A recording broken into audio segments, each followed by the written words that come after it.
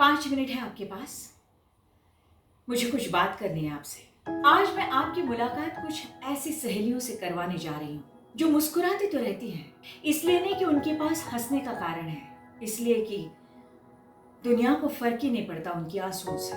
हर शहर में होती है एक ऐसी बस्ती जहाँ दिए तो जलते हैं लेकिन अंधेरा दूर होता ही नहीं। हम देवदासी है, हम धंधा करके खाते हैं, हमारा मर्जी से हम धंधा करते हैं और हमारे बाल बच्चा को खिलाते हैं, हमारा वजह से भी हम रखते हैं और हमारे में हिम्मत है कमा के खाने का। ऐसी एक सहेली ने मुझे बताया, मेरे हस्बैंड ने मुझे यहाँ लाया था। पहले तो बहुत तकलीफ हुई, बाद में आदत हो गई। लोग अपनी मर्जी से यहाँ आते हैं लेकिन हमारी तरफ कोई अच्छी नजर से नहीं देखते। हम मजबूरी से धंधा करते हैं लेकिन इनके दर्द की कैफियत समझने वाला कोई होता ही नहीं, क्योंकि इज्जत के दामन पे दाग जो लग जाएगा। लेकिन कुछ लोग ऐसे होते हैं जो समाज की फिक्र नहीं करते। ऐसे लोगों की जिक्र करना वो ज्यादा जरूरी समझते हैं। इंसानियत का नकाब पहनने वाले इस दुनिया में कुछ इंसान भी तो रहते हैं। MSW करते वक्त महिला और HIV को एक साथ समझने के लिए मैंने वेश्यावस्ती में काम करने का फैसला किया। वो एक ही महीने में मुझे इतने सारे अनुभव आए कि पूछो मत। मुझे अभी भी याद है 6 महीने की एक बच्ची के ऊपर अत्याचार हुआ था।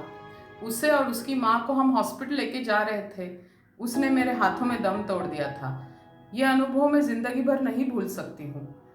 तभी मैंने फैसला किया कि मैं यहीं पे काम करूँगी, यही मेरा कार्यक्षेत्र होगा और मैंने वेश्यावस्ती में काम करना शुरू किया। सुकून के घर में रहने वाले हम उनके गम का अंदाजा कैसे लगा सकते हैं जो पहले हवस की शिकार बन जाती है और बाद में नफरत की तलवार से घायल हो जाती है। कोई अकेला तो अपनी परछाई से भी डरता है, लेकिन अगर साथ मिल जाता है किसी का तो दुनिया जीत जाता है। सहेली संस्था का जन्म इसी कारण हुआ। सहेली ने मेंबर बनाने की प्रक्रिया शुरू की जो बहुत ही ट्रांसपेरेंट थी। हम खुलेआम काम करते थे। विरोध बहुत हुआ। एक बार लोकल लीडर्स के कुछ कार्यकर्ता ऑफिस में तलवार लेके घुस गए, लेकिन हम कभी भी डरे नहीं। हमें पता था हम जो काम कर रहे हैं वो बिल्कुल सही है और बहुत ज़्यादा ज़रूरी भी। डर के आगे हमें मंजिल का दिया दिख रहा था। हम कभी भी रुके नहीं, चलते गए। डर तो इन्हें भी लगा होगा शुरुआत में, लेकिन ये चलती रही अपनी राह पर तो मंजिल खुद ब खुद आ गई इनका हौसला देखकर। मेरा लड़का बड़ा हो गए ले, उसका शादी के पैसा भी जमा किए ले, उसका जिंदगी भी अच्छा रखेगा। इन्हें पता है पन्ना पलट लेंगे तो ही पढ़ाई शुरू हो जाएगी, कदम रखेंगे तो ही मंजिल नजर आएगी। कांटे तो बहुत है रास्ते पर, लेकिन उसी पर चलती रही ये सहेली। दर्द का रिश्ता बन गया कारवां और फिर कोई नहीं रही अकेली। मैं पिछले 25 साल से सेक्स वर्कर्स के साथ काम करती हूँ। हर रोज यहाँ पे नए सवाल खड़े होते हैं।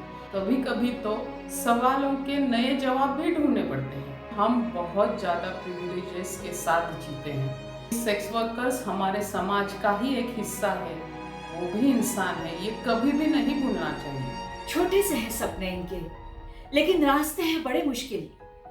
कल पर रख के भरोसा हौसलों को रखती है ये बुलंद जिंदा दिल। हमारी सहेली की एक लड़की थी, दूसरी कक्षा में ही उसको हमने हॉस्टल में दाखिल किया।